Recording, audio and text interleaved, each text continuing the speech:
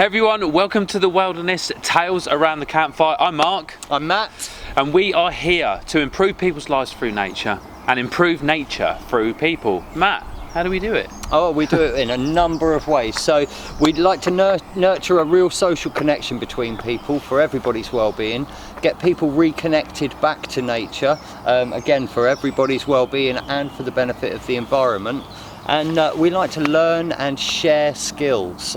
So the way that we do this is by bringing everyone together in a woodland setting, hosting short events with a myriad of workshops that you can try out, all focused on benefit to yourself and to your community, and all focused on benefit to the environment. And the real kind of ribbon that we tie around there that we're really proud of is to say that we're entirely not for profit.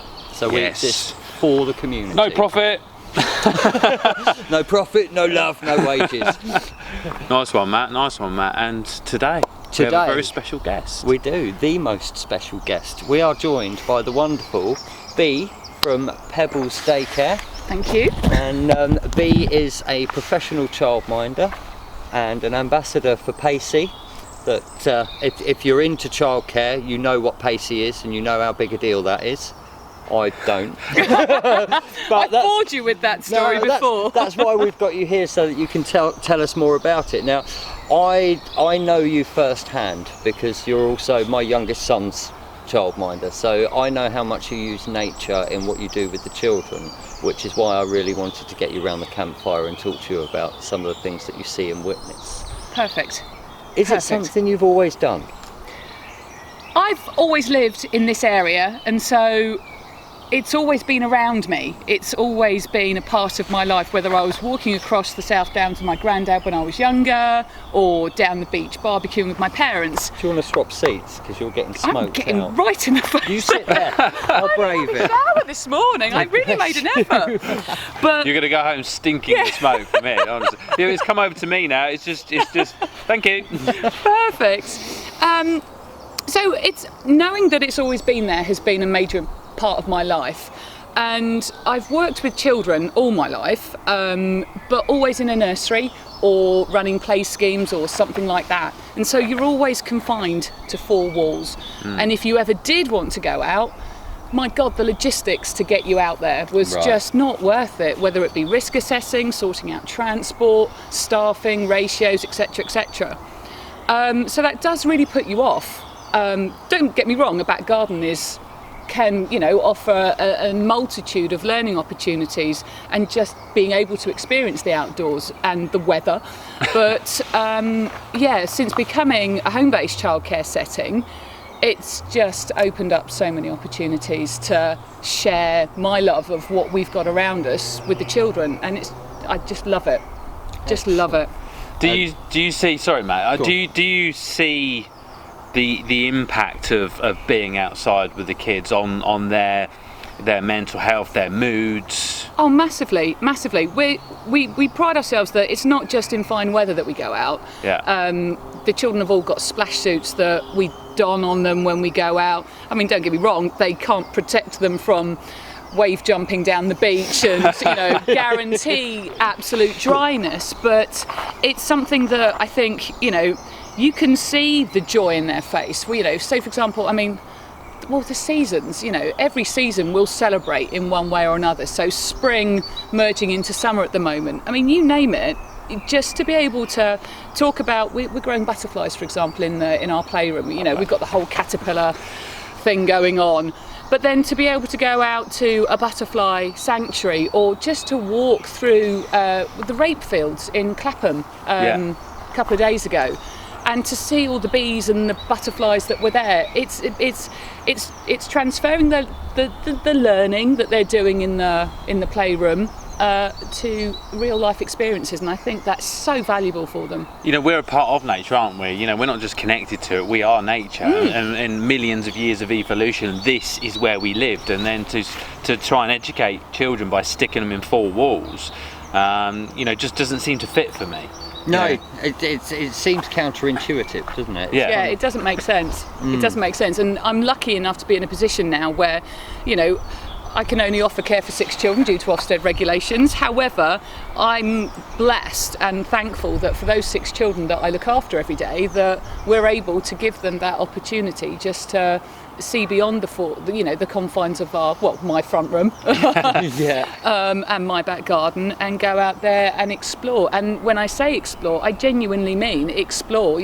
We might go out with an idea of, right, today we're going to try and introduce the children's or expand the children's learning of this, when in actual fact, I think it was last week, I think we'd gone to the Bluebell again to look at the colours of spring, not just, insects and wildlife and things. We were looking at the colours of spring, and they were more obsessed with the rabbit poo and the different feces that they saw kids, yeah. And so that's how our learning changed. We were trying to work out who was making. Just gonna fix the fire. You guys carry on. What animal was creating what poo, and so it's being versatile. And accepting that also nature can scupper you when you're trying to plan these lovely things. Well, I think that's the beauty of it. You can't control it, and sometimes for me, that's the most exciting part. I mean, Matt teaches a saw flow class, and we were out on the green on Wednesday. And the weather was very changeable, but I was ready. I was there in my waterproofs, and actually I quite enjoy that. I do like the sun, I do like the heat, but I love it when you can't. The weather is so unexpected. Yeah, absolutely, and it brings a different dimension, doesn't it? I think it's very easy for parents that are working full time, certainly using us as child carers, to maybe not have as much time to worry about getting wet, going out, the change of clothes, the state of the car, this, that and the other. But my car's a work van. I know it's going to get messy. We try and be prepared, but if the children come home wet, they come home wet, and that's part of their learning. But what we don't want to do is for them to think, oh, it's raining, we can't go outside. Or, okay, snow's slightly different, isn't it? But it's definitely, being an all-weather setting has had its advantages. And so many parents, they say, gosh, I wouldn't have done that, thank you so much. Yes. But equally, the children that don't get those opportunities, well done. Does that mean the smoke's going to stop and the mascara stops running down I can't make promises. But welcome to Tales in the Campfire, ladies and gentlemen. This is the problem, we've not been on site long, so it's kind of like get the fire going, and it's not quite hot enough yet, is it? So welcome to recorded live TV. Tales by the Smoke Pit. That's what you're going to have to rename this as. So, excuse me, you've mentioned parents and some of the obstacles that they might face in bringing the outdoors into home life. I know that you run a WhatsApp group and you share photos with parents, and so they get to see their kids out and about. What's the feedback from parents? Do they want in on the action, or is it a mix that some are grateful that you do that because they don't want to? Or? Yeah, I think it is definitely a mixed bag. Like I said, you've got parents that are busy full-time working parents that, rely on us doing what we do because they haven't got the time or the opportunity. And hopefully, even if they just take something away from, it's every parent's nightmare, isn't it, at the weekend, what are we going to do with the kids this weekend or whatever. But, seeing what we get up to, it doesn't cost anything to go and walk through a rape field or go and look for the bluebells. And so it's, hopefully we're inspiring to not, to just venture out there. Or not even that, but certainly let's look at spring at the moment with our growing activities. We sent the kids all home with a bean plant, or a seed that they planted, and said, right, there you go, there's your homework. I haven't had any feedback yet about how they're going. Well, no, I think somebody fed back and said, yes, we've got a sprout coming through. But yeah, so it's just about sharing what we do with them. If they want to, they can.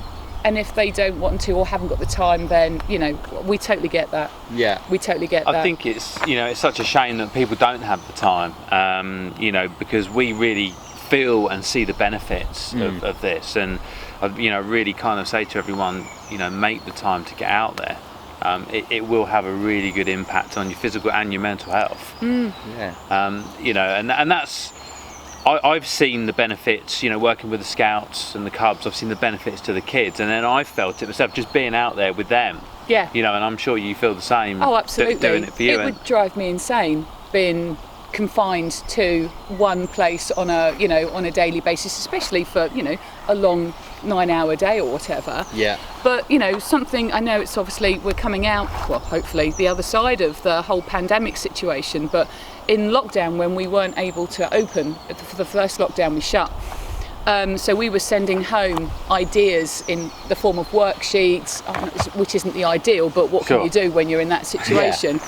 But we carried on the learning that we would normally be doing. So we sent seeds home instead of, doing the planting with the children and things like that. And, you know, the parents were so grateful for the extra input, and again, hopefully that's inspired them, and sometimes they even send us back photos of what they've been up to, which is really nice. That's good. Particularly when they've taken on board, you know, whatever we're doing in the setting, and enhanced it at home and stuff. It's amazing the impact you can have on the community and families through just impacting one person, because, you know, you teach that person something new, or you inspire them to do something, and they'll want to go home and they'll want to tell their families about it. Come on, let's go for a walk. Yeah. You know, and then hopefully then someone else goes out for a walk, and then all of a sudden the whole family's coming along. Yeah. It's a fission. It's like nuclear fission reaction. You know, you got one neutron hits something that releases 3 neutrons that all release 3 neutrons, and before you know it, Yeah. you've got half of the town out for a walk, and it's because of that influence on one. I think it's such a shame. You know, there's studies in the UK that say we spend as a nation 80% of our time indoors, and that is throughout the year. I'm not talking about in winter, I'm talking about throughout the year, which I think is crazy. That's a shocking statistic. Yeah, That is more than 80%. 80%. Through the year. Wow. But when you think about it, you know, people might take 4 weeks holiday a year. Okay, that could be spread out, or in the summer. And then if you're working long hours and you're Yeah. working indoors, Yeah. you're going from home to car to office to back again. And now people working from home, you know, one of the ideas we've floated with people working from home is actually that transition time from when you finish work to actually go out for a walk, and it's almost like a commute, and to come back in the door again, hey, Yeah. I'm home. Here I walking am. home from work. Yeah. Yeah. And hopefully what you're doing there is you're inspiring that next generation.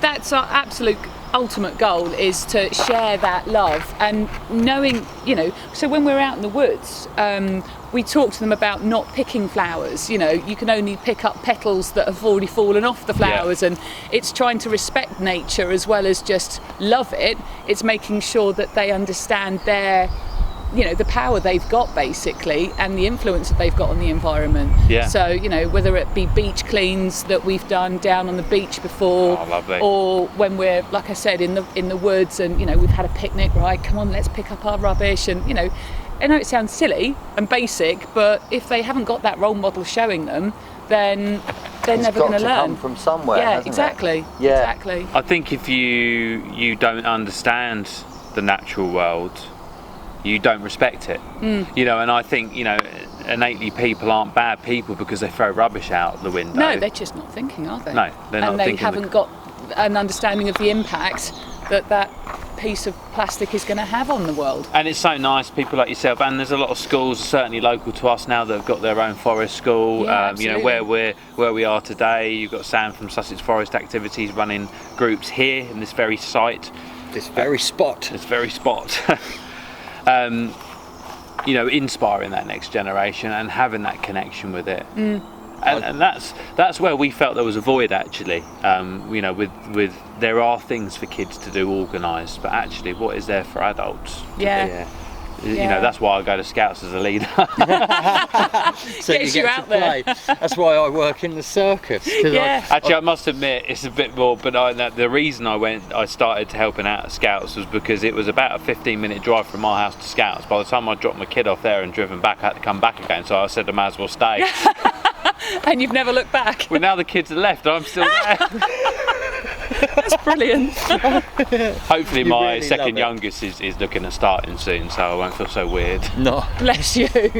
So yeah, you're kind of, you know, I talked in our intro about that forging a personal connection with nature, and you're doing that right at the root foundation, which, you know, like for the future and for the challenges faced by our ecosystems and our environment, it's really vital work. I think so. You know. And it's something that, you know, we want to continue doing, and hopefully the children will continue doing as they grow up and leave our setting, and, you know, it's, when the day comes where they're parents, you know, who knows, these will be the times if I'm old enough remember. Then if I'm still around to find out. I'm sure you will be. What's your, you know, aside from running the groups and being out there and the benefits from that, you know, kind of what's your go-to with getting outside, you know, your own downtime, you know? I'm a dog walker. Right. I've got my dog, I've got my beagle, and it's just wonderful to be able to explore. There's so much around here that I don't, you know, you're never going to scratch the surface, are you really? But I mean, lockdown 1 helped, you know. I've got my Ordnance Survey map app, and I was finding new. Oh, it's genius! Absolutely love that app. Oh, I feel left out now. Oh, you've got to get the Ordnance Survey map app. Do you know what? I tell you what, I was really proud of myself. I used the OS map to map I did a marathon training run. I don't think I've told anyone yet.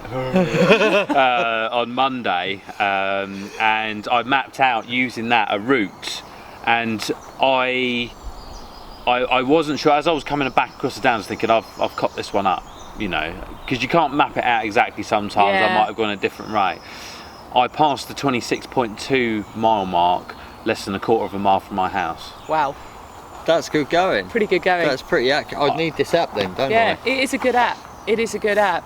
But get it, download it, OS map. OS map app. Map app. Yeah, say that after a few. OS map app. Yeah. Map app. We're not sponsored by. No, but it's a jolly fine app. And that helped you get out there for lockdown 1. That helped me explore more. Absolutely. I mean, my absolute go-to place is Sisbury. Just, you know, just breathing, walking around the ring. Certainly when you're feeling the stresses. Yeah. It was such an uncertain time. That, you know, this time last year, wasn't it? You just didn't know. But to be up there, to walk, to breathe in the fresh air, it was just such a place of serenity, and you can just regroup and rethink, can't you, and take a stock of what you've got. I know it sounds cheesy, but you just do, don't you? And it kind of puts things into perspective as well, doesn't it? It's, you know, it's like, it's easy to feel like, for me, you know, and I have my own complications that go with it. I have a mental health diagnosis, and one of those is emotional intensity disorder. So if I'm having a bad day, I'm having a really day. And if I'm having a good day, it's an amazing day. So everything runs from one extreme to the other, and when all of that kind of kicked off, it hit me like a freight train, and there's just something about nature that kind of goes, everything feels really big to you, but actually you're really tiny there. And it brings it's a leveler, that home. It's a reset. It really is a leveler, isn't it? I think, you know, a lot of people may have felt, you know, I've never been an anxious person, but, you know, there were periods and you think, geez, you know, what's going on? What, you know, are we going to survive this, you know? And it was, you know, just being able just to stop, think, breathe, and swap back to your stump. Yeah, I'm getting it right in the face now. Yeah, go on, you go back there. Thank you. We'll play musical stumps here. It's lucky we haven't got to worry about continuity with the filming. Like, what, Matt's turned? Oh dear. I think if you can go and stand on Chanctonbury, Sisbury, or any of the downs, or, you know, you stand on a mountain and you feel the raw power of the weather. You know, you feel nothing but connection and fear. Absolutely. Everything else goes away. Just holding on, going. Yeah. And it's interesting actually, because I know that for Mark, Chanctonbury is a really special place. You've described like a heart connection just with being with that place, and for you it's Sisbury. Definitely. I think for a lot of people around Sussex, there's kind of they are kind of the two places. You're kind of either a Chanctonbury or you're a Sisbury. I wonder if it's just because they're high, they're surrounded by trees. I mean, maybe less so at Sisbury, but I don't know. I think it's probably because it's closer to Irvine or closer closer to action. I just can't be asked to run a bit extra. See, with my hippie head on, right? If we look, they were Stone Age hill forts. Yeah. So the energetic imprint of human life in those places, I can really see how you were suffering in this seat now. It's really getting me. I mean, thank God your glasses were getting emotional. keeping it back a little bit, but I think there's a calling about that. I think there's some kind of magnetism that calls people to that. This is a place where thousands of years ago humans stood, and here we are thousands of years on, and humans are still standing there. Yeah. There's something special about that. Do you know, I sometimes you can be in a place and be looking at a scene. You know, we could look across there now, and that could be the same view that someone saw thousands of years ago. Not obviously the same trees, but that view is almost untouched, and that's what gives you that connection. Wow, you know, this is what my ancestors hunted in. Yeah. And it also helps ground you and help put things back into perspective and level you off again, like you say. And that thing, like, you know, how animals, you know, as soon as they're born, they kind of know what to do. That imprinted in our DNA. You know, nature and being outside and being connected is imprinted into our DNA. And if you see us, and I know we've moved on from that, but if you see us as monkeys, and you know where our ancestries came from, and now we're living in houses and driving around in cars, it's a little bit weird, isn't it? Actually, we should be sat around a fire. We should be talking. We should be crying because of all of the smoke. And interesting thing, actually, the origin of the word human. So humus means the soil, and human means of the soil. Oh wow! So literally, you know, we are of the earth, and as much as I believe that everything is, but it's just really interesting, like the etymology of that it's actually in there, but it's really overlooked. I didn't know that. And no, I didn't either. I kind of, you know, I think I know some pretty cool random stuff, and I didn't have a clue about that. It's a good fact to know. Yeah, you shouldn't have moved. No, I know. Damn you. I'm present and I'm with you. Just sit there, don't you worry with no smoke in your face. I'm fine here. I'm just trying to keep the continuity going. I'm just worried about Matt's little beard there. I was going to say. Occupational hazard for a fire performer, though. Yeah. That's, we were talking about, because you know, me and you are both runners, and you've been off for a little bit with your foot hurting. Is that something that you do because you enjoy running, or for getting outside? Because I know for me, I actually not particularly a great fan of the running, but actually I like getting outside, and it's a good way to see lots of things. I run with a group of ladies, and they're fantastic, and particularly during lockdown they've been fantastic, supporting all the ladies that wanted to continue running with their running. You can give them a shout out if you want. It's the Foxy Ladies Running Club. I mean, they're just the most amazing bunch of women, of all ages, sizes, abilities, etc. I'm known as the reluctant fox. I know I need to do it because, you know, we're approaching a certain significant age, and I've got to do something. But when I'm doing it, I'm not loving it. But when I've done it, I love it. But what I do love is that because of where the club's based up in Findon, we're across the downs. It's trails running. We rarely do road running, and it's just heavenly. We got taken over to Arundel the other day and did a run around Arundel. And it's giving, you know, I wouldn't have done that on my own. I know now, so I will do it. As well. Sorry? Nice landscape. Beautiful. Beautiful. Kidding! So I learned this thing, right, with the circus at festivals. When the smoke comes towards you, you're supposed to go meow, meow, meow, meow, and then it moves away. Okay, I'll try that. Yeah, we'll see. I'll try that. We'll see. I'm going to go and sit in the meow seat in a moment. Yeah, but no, being able to run across the downs, I find it really hard. I know you train on certain terrain, and that's what your body's used to. I'm a cross-country runner. I run up hills. I run across the downs. So I find it really hard to run on the flat. So when I ran the other day, I came over the downs down to Shoreham, across Worthing. That to me was the hardest bit. Yeah. I'm not built for flat. Right. I don't think it's good for your feet. No, I don't think so. Because that was the question I wanted to ask both of you, really. I'm not a runner. It's just not for me. It doesn't work with some of the stuff I've got going on with my body at the moment. But my question was, would you still run if you could only run on tracks at the sports centre? No. I don't think I would. I don't think I could. No. And you both answered exactly how I expected you to, and I reckon that you've got some common ground with a lot of people who run. Yeah.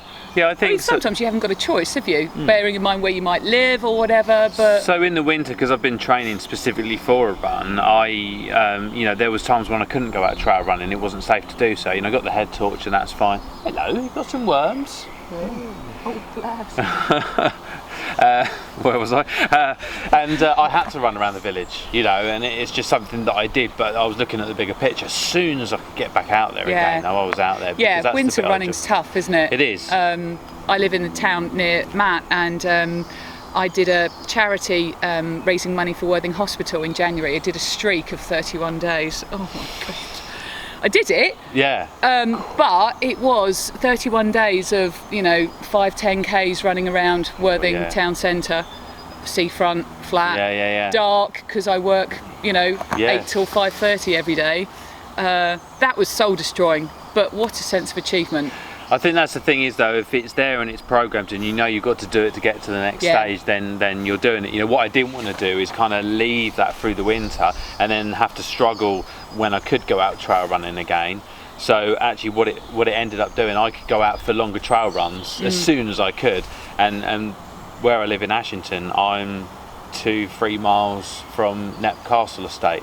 So I can actually run around the estate there and see all the animals, the wildlife there. So that really drives you, because you think, I'm running there, I'm going over there. And then you can run around the estate and actually stop and take pictures and just enjoy being outside. Oh yeah, my runs aren't just running. No. We've always got to stop, take a quick selfie with a cow, just appreciate what you're running. No way to talk about your fellow runners.